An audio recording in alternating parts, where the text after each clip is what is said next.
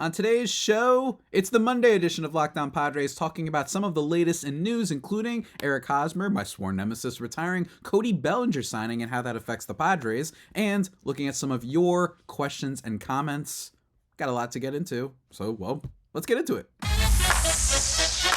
You are Locked On Padres, your daily San Diego Padres podcast. Part of the Locked On Podcast Network, your team every day.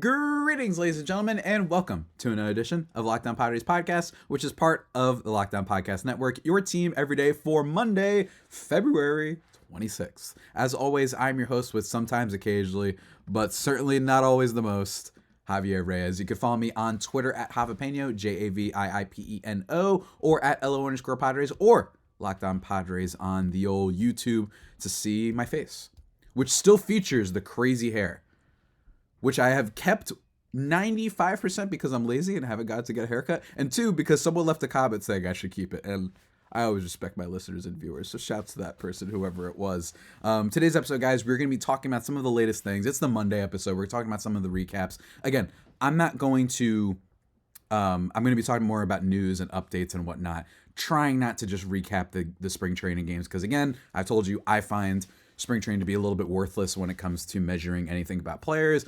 I know that we'll see, Jake Cronenworth, you know what I mean? His swing, his bats, his swing is adjusted and the wrists are a little bit closer to the bat. Okay, cool. But also, I've seen this before, and I've seen this with guys like Trent Grisham, and things don't change. So I don't like looking at it for that. I look at it for news and updates for who may make the opening day roster. I think that's what it matters for. So you're going to be talking a little bit about that, as well as some cool news, and then some listener questions. You guys know how it is. It's the Monday episode, man. You know what it is. And what it is it is sponsored by FanDuel today, ladies and gentlemen. Make every moment more. New customers, join today, and you'll get $150 in bonus bets if your first bet of $5 or more wins. Visit FanDuel.com/lockedon to get started. Let's get started with this episode, guys. First, before we get into all of the stuff with spring training, I want to quickly just give an ode to my arch nemesis, Eric Hosmer, who, of course, has blocked me on the Locked On Padres account on Twitter. Not my personal account. I always make that distinction because I think it's funny that I made a lot more jokes and slander on my main account than the Padres account, which I try to keep not professional, but like semi-pretending to be professional, if that makes sense. But that's funny. But look, Hosmer announced his retirement. Reading from ESPN.com. Eric Hosmer, the 4-time Gold Glove winner who helped lead the Kansas City Royals to the 2015 World Series title, announced his retirement on Wednesday. Hosmer, at 34, made the announcement on social media while promoting his new media company, saying, in quotes, "The playing days are unfortunately over, but I'm committed to giving back to the baseball community." After joining the Chicago Cubs before the 2023 season on a free agent deal for the minimum, he was released in May after hitting .234 with 2 homers and 14 RBIs and 94 at-bats. Decided not to pursue any other playing opportunities. In quotes, "You have to be 110% committed and doing what is necessary, both physically and mentally, to play at the major league level, and I reached a point where I wasn't there anymore," Hosmer said. "I'm very satisfied with my career. I feel like I accomplished a lot, was around a lot of great people, and have a lot of good stories to tell."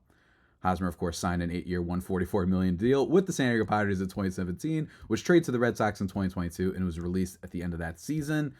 He's known, of course, for scoring the tying run for the Royals in the 9th inning of a clinching Game 5 win over the New York Mets in the 2015 World Series. He had 25 homers in the 2015 and 2016 seasons for Kansas City, named MVP in his lone All-Star game appearance in 2016, and in 13 seasons, Hosmer had a career .276 batting average with 198 home runs and 893 RBIs. It's funny how those stats don't really capture him. Just as a reminder, everyone, you can go look at previous episodes, but I've discussed the reason why Hosmer was my nemesis was for multiple reasons. You know, not being a good player, being overpaid, the fact that he seemed to never care about the San Diego Padres media, didn't go on radio shows, nothing like that, didn't go on Ben and Woods, didn't have a care. His reaction to just simple questions about the trade potential, as compared to someone like Will Myers, who never showed that same level of, I think, disdain for being asked that question. And then the fact that every time something happened, there was so many media reports and folks that would talk about his leadership, and it wouldn't be displayed on the field. In the seasons with the Padres, his WAR totals, according to Fangraphs, in 2018, he was a -0.5, then he had a -0.9, then 0.8, 0.7, and 0.4, part of that being with the Padres and part of that being with the Red Sox. So, yeah, he was not a good player for the Padres. If you want me to break down more of it, just Google Locked On Padres Eric Hosmer, and you'll find like my video that broke down why it wasn't just that he was bad, that he became one of my most disliked players in the league for a long time. But moving on from that, ladies and gentlemen, Cody Bellinger signed a contract this weekend. That's right. And you might be wondering how this relates to the Padres, but stick with me. Bellinger, he signed a 3-year, $80 million deal with the Chicago Cubs with 2 opt-outs after each season. Of course, it would make him an unrestricted free agent after 2026, so heading into 2027 at his age 31 year. It is a big deal. I mean, this guy was probably projected, I think, before the offseason started as the second best available bat in free agency for a lot of people. I'm not saying that he will end up the second best. I just think that based on the past season, and then maybe you can take his previous years of work, including the MVP season, and 3 years, $80 million is less. Like, that's less than Jung-Ho Lee. So I was a little bit surprised by that. And the contract might be a sign that the league isn't buying into him. As I mentioned, he got less than Jung-Ho Lee, which I thought was very interesting, who has no Major League Baseball experience. Could bring up a bunch of different reasons for that. But again, just if you're a Padres fan, keep in mind the fact that he got this deal, which essentially feels a little bit like a prove-it deal. Just keep that in mind for the fact that, yeah, if you're wondering why the Padres didn't make any moves, it is because look at what they just gave Cody Bellinger. And then also just look at the fact that no one has been in a rush this offseason. It's a weak free agent class. So that's part of the reason, in my opinion, why the Padres haven't spent. One, because they're trying to save because they had to get under the salary luxury tax threshold to increase it from, going up from like 30%, I think it would have been this year, for extra money. So they have to reset that. And it wasn't a big free agent class. So that's one takeaway from this. The next one that you might be asking, though, still is, could the Padres have signed him? If you have always been telling me, Javi, like, hey, you're against signing guys long-term because we already have so many long-term deals on this team and we want to have flexibility.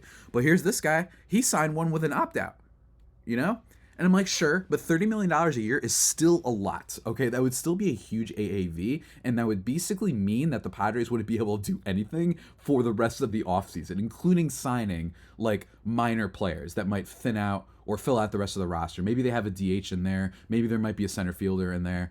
So they decided not to do that. And then if he's bad, then you'd be on the hook for $30 million next year. And next year is a better free agent class. So that answers that question, I think. For a guy who I don't think everybody is super sold on, the potential that you could be on the hook for this guy, 2 years hurting the already very limited budget, I think, of the Padres, you would be paying again what you saved for Juan Soto. And part of the reason why they had lost him is because they wanted to save a bit. So, that's part of it. But I think when it relates to the Padres, there's another part of this that I think is very important, guys. And again, don't get me wrong, I actually am slightly higher on Cody Bellinger than other people. Sue me. I know what the numbers say, but I do still kind of like that he had a bounce back and he's been really awesome before. And it's not like he's super old. So I'm not as down on Cody Bellinger than other people. But again, maybe I'm an idiot. Either the Cubs are going to look like geniuses this offseason and everyone's going to be like, how in the world did no one go after this guy for a little bit more money? Or they're going to be like, yeah, the league was right. You know what I'm saying? And again, there's a lot of reasons for that. Coupled with the fact that his strikeout rate went up higher than it ever has been in his career. The difference between his weighted on base and his expected weighted on base was massive. Or no, wait, was it a strikeout rate that went up? Let me look that up real quick. I'm looking at Hosmer right now. My bad. His strikeout rate went down, actually, so my apologies. But his weighted on base versus his expected weighted on base was one of the biggest differences in almost any player. And his defense wasn't the same. So, again, there's some caution with that. But there's one more reason that I want Padres fans to keep this story in mind, because I think it does say a couple things about what the team might do or what they could do in the coming days. But before we get into that, ladies and gentlemen, let me just take a second to talk to you about, guess who we're going to talk about. We love them here on Locked On Padres. Say it to yourself right now. Go ahead. That's right, FanDuel, ladies and gentlemen, because while football is done, the hoops are heating up, folks. Seriously. Y'all been how many times did I tell you about Victor Wembanyama? He's stuffing the stat sheet. I told y'all to look into those over-unders. I told you. You know what I mean? And also Tyus Jones for cheap assists. Those have been two underrated things that I've noticed. But guys, right now, new customers, you get $150 in bonus bets with any winning $5 bet. It's 150 bucks. Becks if your team wins. 150 Becks if your team wins. Now, of course, guys, $150 for the taking. Quick bets, live same game parlays, exclusive props, and much more. Again, the hoops are heating up. We're going to be in March Madness any second now, starting with Dune 2. I know that's a movie, but you get my point. You know, it's a big month. March is low key really fun. It's like when you feel alive again. You know what I mean? After the new year, you have January, you have February. Okay. March is when you're like, okay, I feel alive again. Like there's things happening. I think March Madness is a big part of that. So go check that out, guys. FanDuel, official sportsbook partner of the NBA. FanDuel.com/lockedon. And just like that, we're back here on Locked On Padres. Don't worry. We're keeping it going. And don't worry, my listeners and viewers. We will be answering some of your questions in the last segment of this episode. But first, let me just talk about Bellinger one more time. After this signing, I think it is possible, and this is not that really profound of an insight really here, so apologies for that, but because given that spring training is here, so this was obvious anyway, but given that the Bellinger domino has fallen, maybe keep an eye on the rest of those guys that we've talked about on the show. Michael A. Taylor, Adam Duvall, and another one, Kike Hernandez, who I was looking through the other day because, honest to God, I was just looking at Puerto Rican players because that's what I do sometimes. And I was watching highlights of Lindor, and then I was watching some highlights of some other players. And I remembered Kike Hernandez is out there. And first of all, Kike Hernandez, there's a good reason why he's still out there. He was very bad last year, and he's just been like, he hasn't been able to hit the same way that he did that 1 year with the Red Sox and that 1 year with the Dodgers. I believe it was with the 1 year with the Dodgers. He just hasn't been able to hit anymore. That 1 year with the Dodgers, though, he had a 118 WRC+, but ever since then, he has not been good. And last year, he was good for a negative 1.3 FWAR across 140 games. So he was really bad. But there's a possibility that he could be a little bit of a Jerkson Profar-like, where last year was just so bad that he has nowhere to go but up. And also, he's had success playing where, ladies and gentlemen? I want you to guess. Well, first of all, he's played a lot of different places. You know, this is a utility player who could play a bunch of different positions. He's had good success defensively in center field before. Specifically, those last 2 years in Boston, when he was playing there a decent amount, 716 innings in 2021, 14 defensive runs saved and 9 bats above average. That's elite. And then the year after that, 4 defensive runs saved and 4 outs above average. So this could potentially be a guy to look into if you're the Padres. You can get him for cheap, and you could also plug him in like any outfield position. His versatility is definitely the plus here. And the fact that he's been a positive defender, I think that the difference between someone like him and Michael A. Taylor for the Padres would be that Michael A. Taylor has never really been a positive offensive player. You know what I mean? And I'm not saying that what's-his-face, Kike Hernandez can be, but Michael A. Taylor has literally never been a positive offensive player. He's only had 1 season in his MLB career with a WRC+ above 100, and it was 104. Well, Kike Hernandez has at least had those years where he was a pretty decent at-bat. Again, it's been a while since then, but he's had some better years, and he has a little bit more flexibility with the position. So I would consider that. Or the safe option would be Michael A. Taylor, because I think you know a little bit more what you're getting, and he had a 1.7 FWAR last year. It's a little bit more of a sure thing, but I also don't like that Michael A. Taylor's strikeout rate skyrocketed last year to 33.5%, and I don't know if that's a sign that he's officially like on the down with that. And to me, Michael A. Taylor just gives me Grisham vibes, and I don't want to do that. Kike Hernandez, at least, maybe he's around new players, maybe he's in a new ballpark, maybe he can get to what he did in 2021, where he was a decent bat, 109 WRC+ for the Red Sox, and then maybe he could reclaim what he had in 2018 with the 118 WRC+ with the Dodgers. So I think that there's more offensive upside, and because of the versatility, I think he's worth looking into. But again, this is keep an eye on Kike, keep an eye on Michael A. Taylor and Adam Duvall, because with the Bellinger signing, I imagine that was like the domino effect. Like now all these a bunch of guys at other positions, now that the big one has fallen, is going to go. I know that doesn't always happen in baseball, but just keep it in mind as we get closer to opening day as 3 potential options for the Padres. Yeah, I would be fine with either of them because none of them are going to cost anything and they wouldn't affect you going forward. What I would do though, what I would prefer is a 1-year deal, just because I want to have as much money available and as much flexibility available for next offseason. I know that there's not necessarily like a ton of outfielders specifically. I'm just saying that I want to keep options open because this is a weak free agent class, and I'm going to reiterate that over and over again. So hopefully the Padres do that. But 1 year, $5 million, $6 million for like Michael A. Taylor. 1 year, $3 million for Kike Hernandez. That would be good. That would give you some depth. It wouldn't rush your prospects. I'd really like that. I think that's the last remaining thing that the Padres have to do this offseason is potentially get a more solidified center fielder instead of just trotting out either Marcy, Merrill, Pauly, and then Profar, whatever, to just field this team that is supposed to be still competing this year. If they were in full rebuild, I wouldn't care. You know what I mean? If all we had was Tatis and we were just rebuilding, I wouldn't care. I'd be like, yeah, don't sign anyone. Who cares? We're in rebuild. But we'll just have to see, ladies and gentlemen. And speaking of Jackson Merrill, had himself a 2-hit game over the weekend. I feel like that's worth talking about and just mentioning. Like, shouts to him. Looked really cool at the plate. 2 for 2 in this game. A double, 2 RBIs, a walk as well. Just to remind everyone, I have no doubt about Jackson Merrill's bat, that it can be very good. That, to me, is not the issue here. The issue here is whether or not he can play left or center or wherever, because this is a guy who primarily was drafted kind of as a shortstop infielder. So we'll have to see how that goes. But that's just a preview. The bat-to-ball stuff is what excites me about him. That's what excites me about Jackson Merrill. And it's one of the reasons why I thought Jung-Ho Lee would have been fun.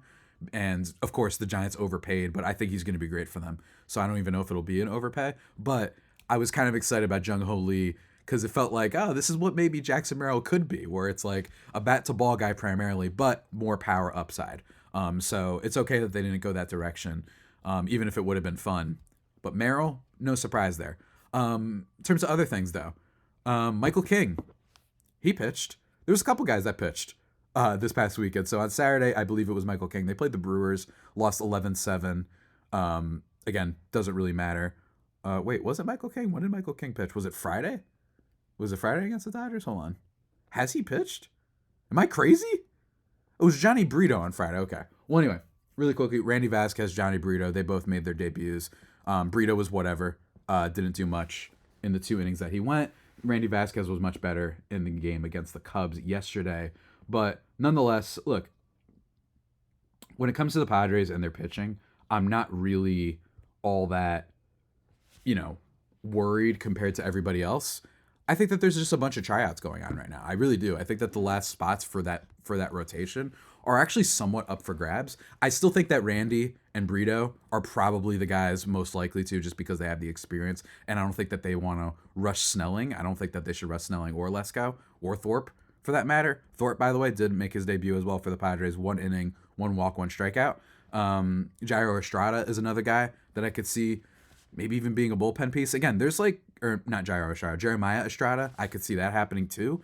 I just think that there's a lot of options on this Padres team, and I'm looking at them right now. Like, there's really no clear-cut one to go. I mean, Jacob Marcy yesterday actually had a good game too. He goes 2 for 3. There's a lot of fun stuff going on with the Padres and determining what this outfield is going to be. And I don't think we've gotten any closer, but I do think that Merrill should be the front runner. One, not just because he's the top prospect, but because we got the report last year that I believe it was in August that they said that the Padres were considering calling him up. So that tells me they're ready to give this guy a try, whether for ill or not, right? Like, I don't know if last year that's a good side, because the Padres have been showing over the past few years, with the exception of Tatis, because he's a freak of nature, generational athlete, that they keep rushing a lot of their prospects, almost expecting a lot of them to be able to make an impact soon. So that's not necessarily a good thing that they were considering bringing up Merrill last year, but it might be a sign that he's the front runner for at least one of these outfield spots, whether it be left or center field. Other news of note, that's basically it. Again, I'm not going to be recapping too many of the spring training games. I'm going to try and save my game recaps for the 162 you're going to get in the regular season. But again, nothing really worth noting other than the fact that, it's a competition for that last roster spot. I will say, though, Pedro Avila, he's worth mentioning. In his game against the Brewers, 1 inning, 3 earned runs. It was 5 runs, but 3 earned, 6 hits, 2 walks. I said this last year, Pedro Avila has just never really impressed me. I think he has some minor potential as a maybe middle inning reliever, but I don't like the lack of strikeouts. I don't like the lack of control. This is a guy who's had 6 walks in a game before. Like, he's had, and then he had 3 after that. Like, he just doesn't impress me. enough, and I don't like the volatility with the control issues, in my opinion. But what do I know? And honestly, this one start is the type of start that makes him go to the back in terms of just people who can make the opening day roster. And then last thing I wanted to mention is, really quickly, Jose Azocar hit a home run for the Padres. Power hitting Jose Azocar has as much power in his bat, maybe, dare I say, as me if I was at the plate. But Blake Snell left a comment saying "Shug" in all caps. Not in all caps, with exclamation points. Here's what I will say. It's been a while. It was reported by John Heyman that the Padres were one of the teams interested in Snell. Take with that what you will. I just think that it's a sign that they would love to reunite if the price is right. I don't think the price will be right. I think someone's going to blink. I think this is a game of chicken. I think eventually someone's going to say, screw it, we get a Cy Young winner. We'll see who that is. I talked with Connor Newcomb last week about how maybe that's the Orioles because they just lost Kyle Bradish potentially. So I'm just saying it's not impossible because of that Heyman report. They were at least interested at one point. For example, just to give you the dichotomy, like we never got any report about Josh Hader, and then he signed with the Astros. There was never any report that the Padres were interested in re-signing. You at least got something about Blake Snell, so keep it in mind. Should they do it? I don't think so. I want to wait for next year. There's more pitchers available, and I just don't want to overcommit to now, especially when Blake Snell had one of those years where I don't know if that's easily replicable. But again, we'll see. We'll just have to see, folks. We'll just have to see. But something you don't have to see about, something that you know is guaranteed to be awesome is, ladies and gentlemen, eBay Motors. They've got you covered because here's the thing. You need passion, you need drive, you need patience, you need everything to keep your ride or die alive and in charge and getting you from place to place, location to location, function to function, activity to activity, everything, whatever it is, they have you covered to help you out with your ride. eBay Motors has everything you need to maintain your vehicle and level it up to peak performance, from superchargers, roof racks, exhaust kits, LED headlights, and many more.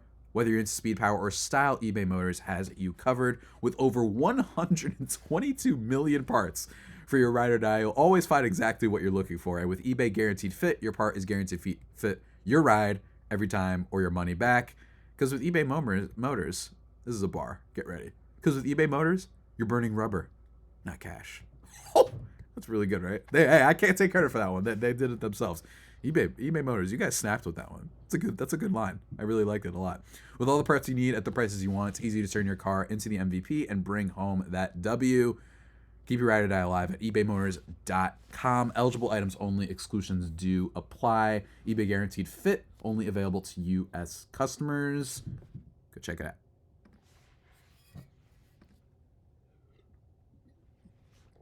And just like that, folks, we're back in the waning moments of the Locked On Padres podcast. We got some questions and comments to get into, folks, and I'm excited.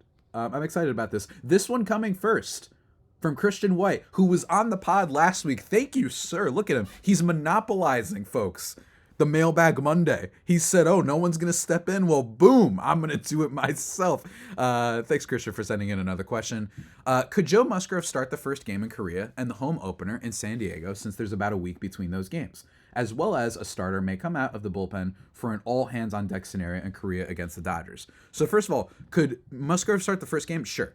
I think he absolutely could. I talked and posed on my podcast that you could potentially see a Yu Darvish exposure here.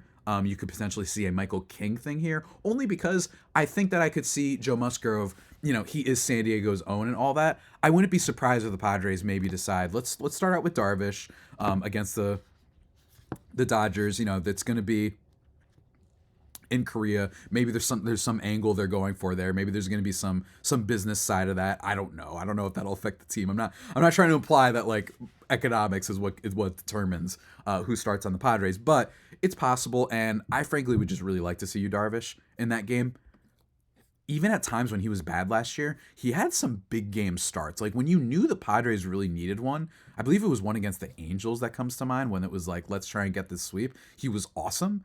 Went like 7 innings, got 7 strikeouts. So I actually think Yu Darvish in a big, high-profile game like this could really, really succeed. And then back to the States, Joe Musgrove, home stretch, the home stand, I should say. I could totally see that. I think it'd be really cool since he is, in a lot of ways, the bleeding heart of the Padres pitching staff because he's the most Padre. Even if he's, been on the Astros before and stuff like that, being a native, being the first one to throw a no-hitter, I could see that. And then, as well as a starter may come out of the bullpen for an all-hands-on-deck scenario in Korea against the Dodgers. Yeah, I could see a bullpen game potentially develop, whether they like it or not, because this Dodgers team is stacked, and I mean, I'm not breaking any news there, but yeah, I could see that potentially. Maybe they bring in some extra guys. Maybe they have to call someone up. Maybe like they have a bullpen game of sorts just to test out pitchers. I wouldn't be surprised. I mean, this is a managing group with Schilt in charge that has already moved Xander Bogaerts to second base. So I wouldn't be surprised if they have almost like, not to sound like the Joker, but another tryout, you know what I mean? Like in this game. But yeah, I think that primarily though, I would expect probably, honestly, I really feel like the Musgrove thing is going to be that he'll be there for the home debut. I really do. It's close, but we'll have to see. I think the bigger thing here is it's going to be depending on Yu Darvish's health. If he's ready to go, then I think he could get the opening day start. If not, they'll probably give him some more extra time. Remember that last year he had the World Baseball Classic, which might have thrown off a little bit of his time, especially since he's older and, a little bit injury prone. So that might have been a thing. Not the case this year. So maybe he is ready and locked and loaded. But again, that's something to follow on for spring. But thank you for the question, Christian. That's what I want. I want him to debut at home. I want it to be the Padres home opener. What can I say? It's what I want. Next comment to go over from @TonySue8860, and it's a long one, but I actually like what he had to say. Matthew Batten is a good example of someone in the Padres system that has been used as a utility player in the Major League club. I don't know that he's good enough at playing any position on a regular basis, but he's been good and reliable as a utility player, filling in and hasn't caused holes in the lineup either on offense or defense. The question is whether any of these one-year rental players can be expected to provide more than Batten. Most of these free agents people are talking about don't have better batting statistics than Batten. Unless the free agent can play a good center field, is that free agent a better option than Batten? But even the free agent center fielders that have been proposed aren't guaranteed to play at center field even league average. So all things considered, let's use Batten as a yardstick. If the free agent can't provide something more than Batten, I'd suggest the Padres take a pass until later in spring training. Only then. Maybe. First of all, shouts to Matthew Batten revealing his burner account on the Locked On Padres YouTube comment section. Of course, thank you, sir. We're a really big fan of you, and I'm glad that you like the show so much. No, I'm kidding. I think that this is a fair point. I do think that Batten and Eggy Rosario, I've said this before, are like the two players that I'm watching potentially handle third. And Batten is a fine, interesting player, but he doesn't have a lot of experience in the outfield, which is what I think is the biggest barrier to him potentially coming and being the center field for the Padres. So I wouldn't consider that. He hasn't really been that successful there. And in terms of his third base defense, if you want to say the competition between him and Eggy, not the best, -1 defensive run save, 2 outs above average. Small sample size, though, but not as much as Eggy Rosario. I do agree with you, though. If he played center field, I could see that. But in terms of, let's say, if you're talking more, what was your comment name again? Tony? If you're talking more like, for the DH spot, like, would you rather just try out Batten rather than getting one of these other free agents out there? I wouldn't mind that. Batten, as a bat, has been okay. I mean, last year, 106 WRC+, had a decent batting average, had a decent slug, but again, it wasn't that long of a, of a tenure, of a sample size. He's still young, so that could improve, but what I didn't like, and granted, it was only 11 games, but 2.7% walk rate, 32.4% strikeout rate. I don't know how much of what he was doing with that WRC+ and his batting was sustainable. While Eggy Rosario, I like a little bit more at third base because he's played well. He actually made a nice play this weekend as well. And he's had a little bit better success there. 2 defensive runs saved last year and 1 out above average. He's super young too, and his bat was also just as good. If not better. So that's kind of where I am. Was I reading oh, snap. I was reading wrong, guys. Hold on 1 second. Why is it not showing me Matthew Batten's statistics? Hold on. Give me 1 second, folks. What the heck happened? Okay, so Batten didn't... That was Eggy Rosario that had the strikeout rate. What am I saying? I'm a fool. Yeah, Matthew Batten. I'm sorry, guys. I totally got this mixed up.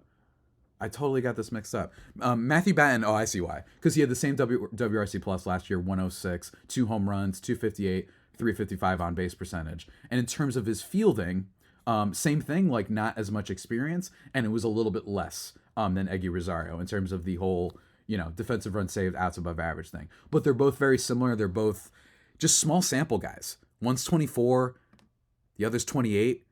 I don't mind either of them. Eggy just probably has more upside given the youth, but I'd be open to both. If you're talking about the DH spot, though, sir, I kind of agree with you. Like, that's a decent yardstick. So is it worth fully investing in some of these flyers for 1 year if you might just be able to use Matthew Batten instead as your potential DH?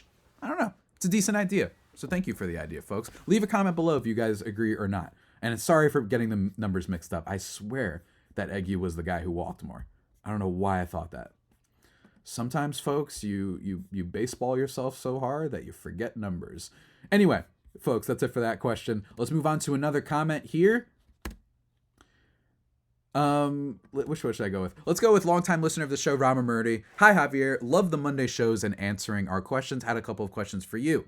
1, what is going on with Blake Snell not being signed yet? And 2, what is the ideal rotation and bullpen for the Padres this season? Love all you do for us Friar faithful. So to attest to your first question, I already feel like I kind of mentioned that before. I think that Snell probably has to sign soon. I think that this is a situation where a lot of teams are reluctant. I mean, I compare it to Robbie Ray. Just a few years ago, he signed after winning his Cy Young, and he was not as good the next year, and he had shown similar control issues. So I feel like he's a good comp. So I think a lot of people are just a little reticent to give that guy a major long-term deal, especially because at least Robbie Ray's always been available. Blake Snell, not always available when it comes to his career. And every time he has been available, he's been good. But I get it. You'd be worried paying a guy long-term who walks this many batters, right, who has such an astounding strikeout rate, but how is that going to age? A guy who just doesn't have a lot of control and walks a whole lot of batters. You know what I'm saying? So that's the difficult part here, even if he was awesome last year. But it should be coming any day now, for sure.